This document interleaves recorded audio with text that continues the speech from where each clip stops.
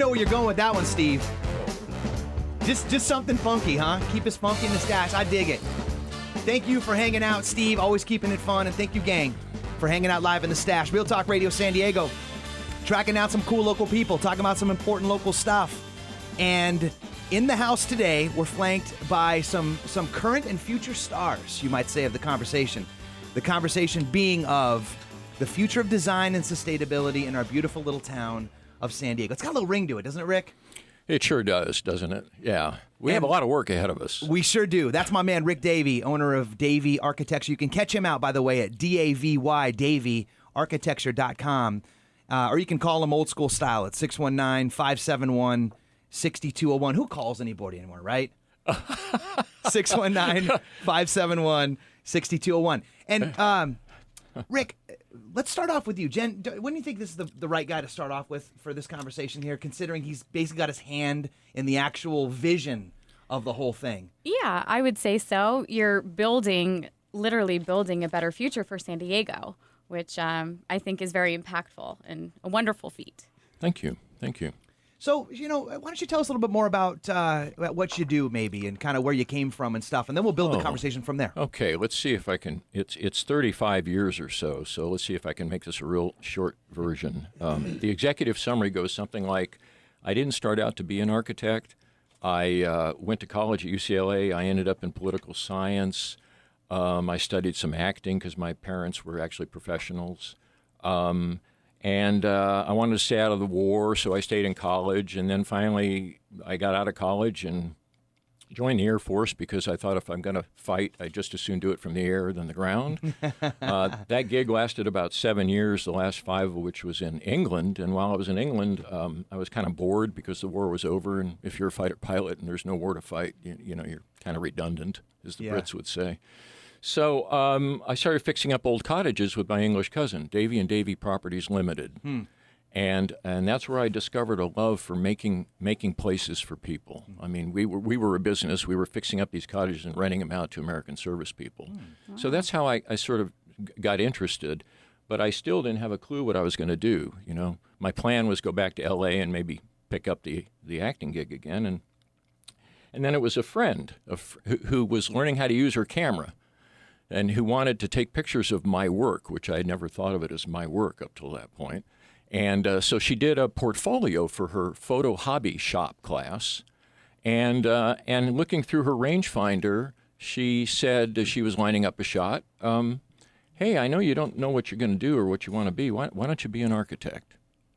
And what happened was, strangers when we meet flashed before my eyes, my head.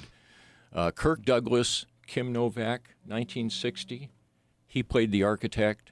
She played the babe. And I immediately thought, I could do this. And so I ended up leaving the Air Force, going to graduate school, and then coming out here to San Diego on the advice, actually, one of my professors back east who said, hey, you should go to San Diego. They're going to be booming. And that's the way it's played out. Yeah, I love that story you told about your professor and the corollary to Cleveland. Oh, yes. Oh, yeah. Yeah, I had a few superstars as professors, and one of them, who was an award winner, practiced in Cleveland. And so I asked him, Don Hasaka was his name. I said, Don, why in the world is it that you set up in Cleveland? I mean, it's not a very nice place, is it? And he said, well, I figured they needed me. Truth. So a lot of us came out here from East Coast educations because we saw a tremendous growing urban opportunity here. I mean, and then it took guys like Nat Bosa, the Canadian developer who was building high-rises in Vancouver, and he looked south and said, look at San Diego. It's just like Vancouver with better weather. I know. I'll go down there and build 8 or 10 of those. So it's taken some immigrants, really, to come here and help show us the way. And that's that Genesis moment. That's that watershed moment, which is why I was so thankful and grateful to have you on the panel today, because we're in an amazing stage of growth and yes, boom. We are. At least that's my humble opinion right now. We sure are. And what I'm noticing is, for the first time, we're moving. We're sort of we're graduating, you might say. We're evolving past the utilitarian approach to all of the improvements around our county. We're moving now into people doubling down on some beautiful, big, scary, audacious visions. Yes. From downtown stretching Yes. into our Yes. little communities and stuff. And so that's what I wanted to kind of riff on with you. So where are we at right now? Where we're headed? Well, think of what we've done, okay? In the 1700s, we built missions, right? In the 1800s, we built the second largest park in the nation, second only to Central Park. I mean, that's amazing. So then in the 1900s, we said, well, let's build the largest water park in the nation. That's Mission Bay. Mm-hmm. So I maybe this is the century where we do the Bay to Bay connection, where we build a canal between San Diego Bay and Mission Bay and create a whole waterfront experience all along an inland river like they have in Sacramento and San Antonio and so many other cities in the world. Venice, for instance, comes immediately to mind. So we're blessed with this just wonderful, wonderful opportunity here. And I, like I've said before, I mean, if you want a vision of the future, it is going to get much, much denser. Go to San Francisco, and drive into San Francisco from the south, and you come over that hill, and there's a wall of buildings. And that likely will be our city center as well one of these days. But then the other thing is sea level rise, and that will create some interesting challenges for our city. Jen, did you just hear Rick say that he's going to go bay to bay? I heard Bay to Bay. I did hear that term, which I think is very interesting, and I'd like to talk more about that. And I'd like to hear about the challenges when you refer to sea level rise. What are you referring to, and what challenges do you see there? Well, this is of particular interest to me because I live at 13 feet mean sea level over in Coronado. Mm-hmm. Right. So and each year as the studies are done, the predicted rise of the oceans gets greater and greater and greater. And I think now we're talking about something like 10 feet by 2100.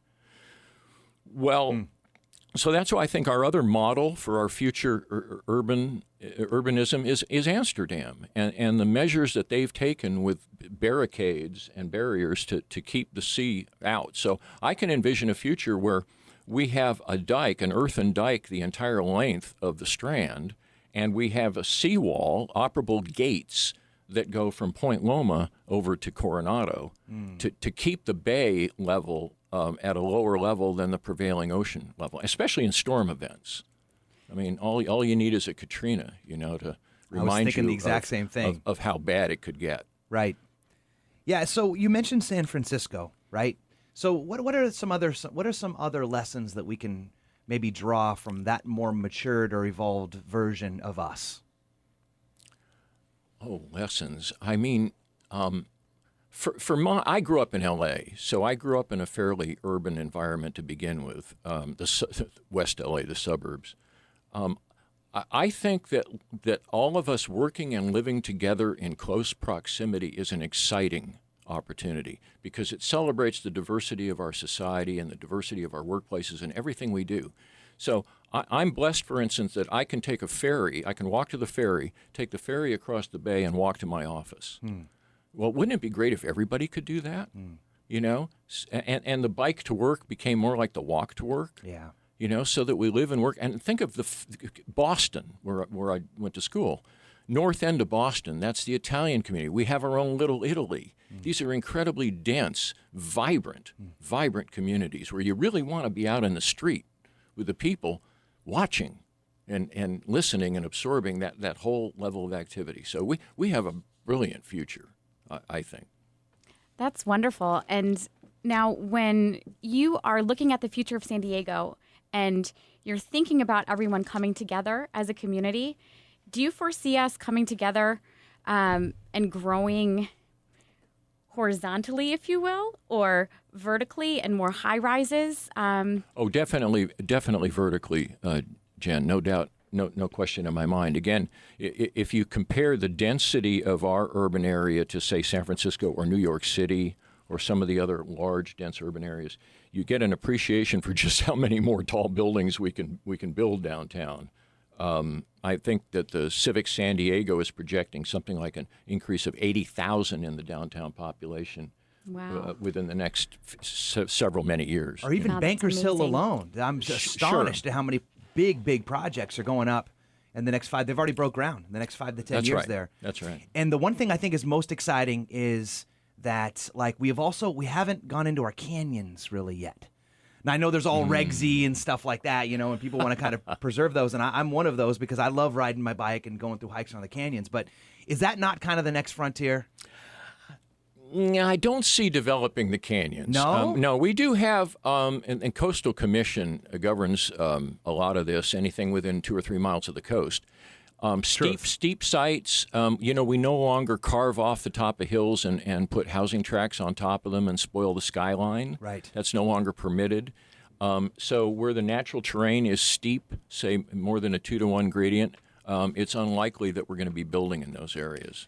So we have buffers. We have natural buffers here in San Diego. And all those canyons. That's why we've got you in the stash today. Real Talk Radio. Ric Davy, gang. Right, Jen? Absolutely. I think Davy you hit the nail on the Architecture. head. Yep. Seriously. And by the way, you can catch him out at davyarchitecture.com or 619-571-6201. I'll give that number one more time, Rick. 619-571-6201.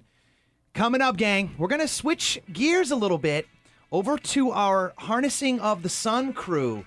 We got the Sunrun gang in the house, Andrew Watt and Harrison Reed, and we're going to talk a little bit about how we're going to merge in with the ubiquity, you might say, of everybody harnessing solar power, the infinite resource, right? Right? You cited the source earlier. It's been around for quite a while, as my man Harrison said. Future of design and sustainability in San Diego, gang. Real Talk Radio. We'll be right back.